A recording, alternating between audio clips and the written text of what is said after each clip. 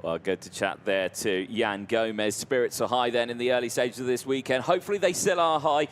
The fact that he's had some tricky race results in this one. Let's take you quickly through the starting lineup on this one. Jan Gomez starts this one on pole position with Eli Goldstein alongside Adriano Martinez and Rafael Perard go from row number 2. Christian Caballero and Louis Camin round out row number 3 with Thibaut Ramicas and Hugo Magnas on row 4. Gus Lawrence and Mathis Machat round out the top 10 on row number 5 with Raymond Blanc and Ralph Antharen on row 6. Eduardo Dominguez and Nico Villa on row 7. Finn McLaughlin and Hugo Besson go from row number 8.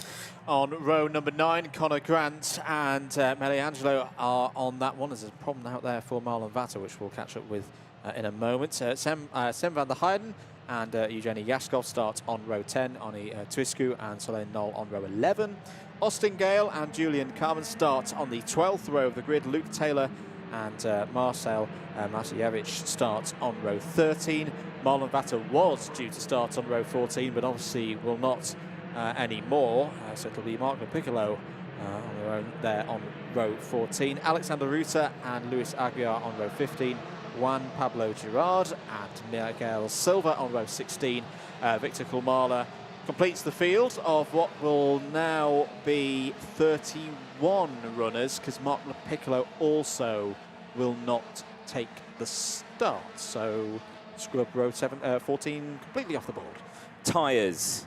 There it is on your screen there. Confirmation Jan Gomez, brand new set of boots on the left-hand side. Eli Goldstein choosing not to go for new tyres in this one, but I think it was new tyres earlier on, wasn't it? Yes, in the last round. That's why they're all used now. Yeah. So he still has got some fresher tyres on his wagon. But yes, he's already used his brand new set from earlier on.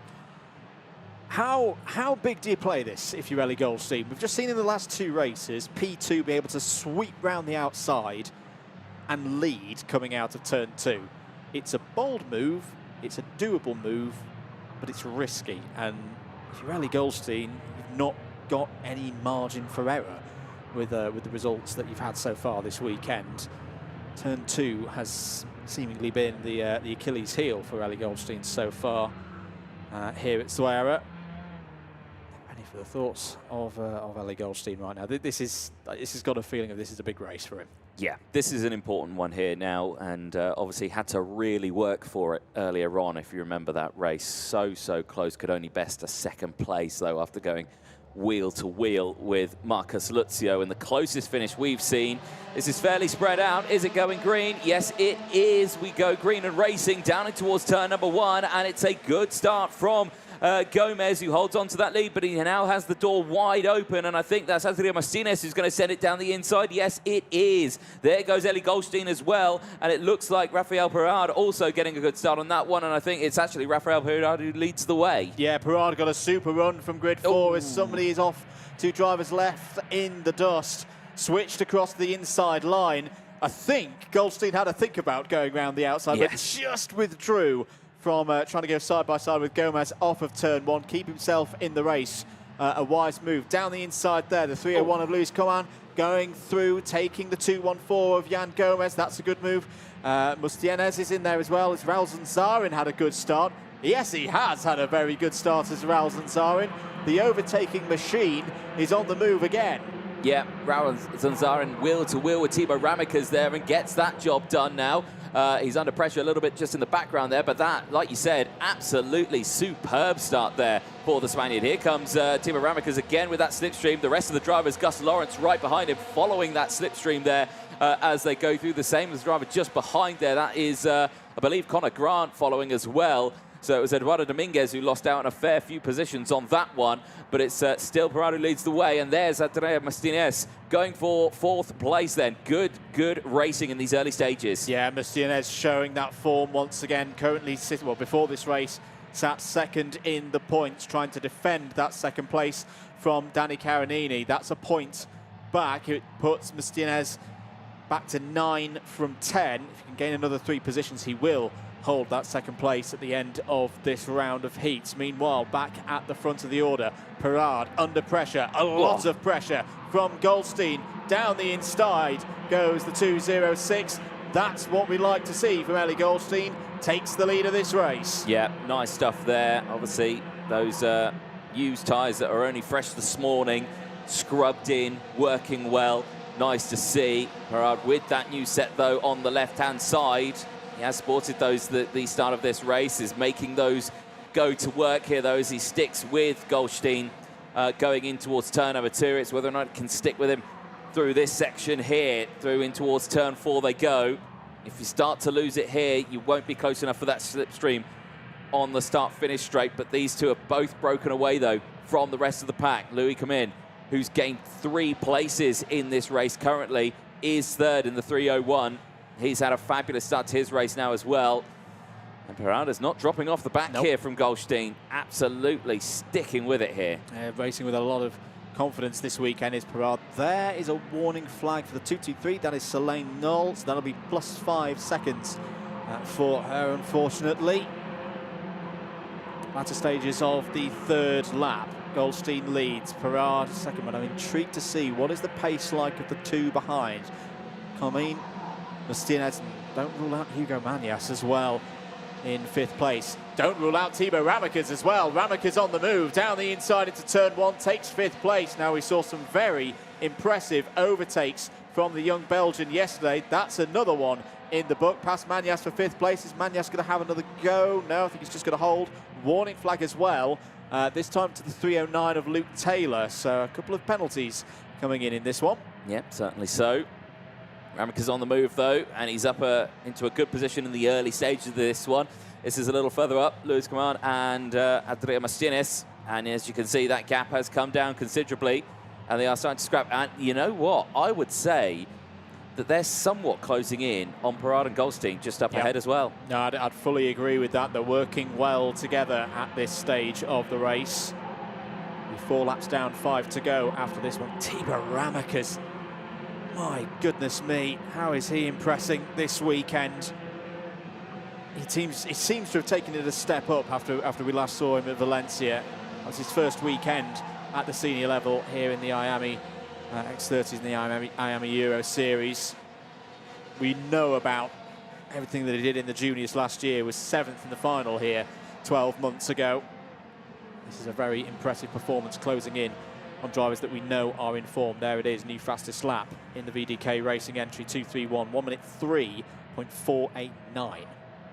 Gap there. Oh, was off the track. That's the 307. Oh, that's Raul Zanzarin. Oh, after a lightning start, Raul Zanzarin, unfortunately, now out of this race. That is a huge shame for him, and look, devastating. Devastating for him. It just doesn't, so far this year, it's just not happened for Raul Zanzarin. He had a disrupted time at Valencia, and it's not gone well here. And Suera again, that is going to be a bit of, it may not necessarily be him out of the picture in terms of top 72, but that's going to make things hard now for making the final.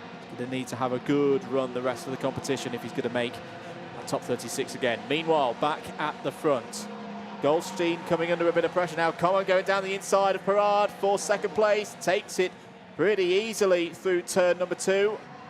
And it's properly closing up now. Ellie Goldstein still has control of this race, but for how long? Yeah, that is the ultimate question here. I mean, right now he's got the buffer. He's got the buffer as again it changes. But come on, and well, yeah, Ramekes actually, yeah, getting past Adrià Martínez, yeah, just in the background. So again, big changes with this battle here. But now, in these last few moments, they need to just think now. Think, don't overtake straight away. Don't try and waste some more time.